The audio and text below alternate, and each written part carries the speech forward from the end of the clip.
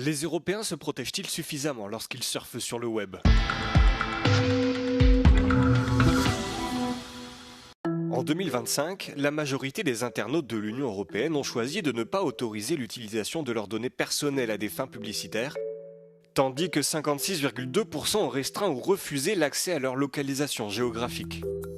La limitation de l'accès aux profils sur les réseaux sociaux ou aux espaces de stockage en ligne partagés est également devenue plus courante, 46% des internautes ayant pris cette mesure.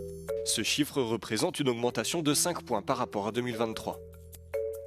En outre, 39% des personnes ont vérifié que le site web sur lequel elles fournissaient des données personnelles était sécurisé, et 37,6% ont lu les déclarations de confidentialité avant de les partager. La proportion la plus élevée d'internautes ayant pris des mesures pour protéger leurs données a été enregistrée en Finlande, suivie des Pays-Bas et de la Tchéquie.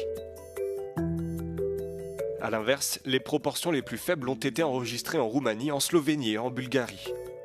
La publication de ces chiffres intervient alors que l'Europe cherche à reprendre le contrôle de sa souveraineté numérique aux géants américains. Amazon Web Services, Microsoft et Google contrôlent environ 70% du marché européen du cloud. Dans le cadre de sa dernière initiative, la France a annoncé qu'elle remplacerait les plateformes américaines Microsoft Teams et Zoom par sa propre plateforme de visioconférence développée au niveau national. Appelée Visio, elle sera utilisée dans tous les services gouvernementaux d'ici 2027.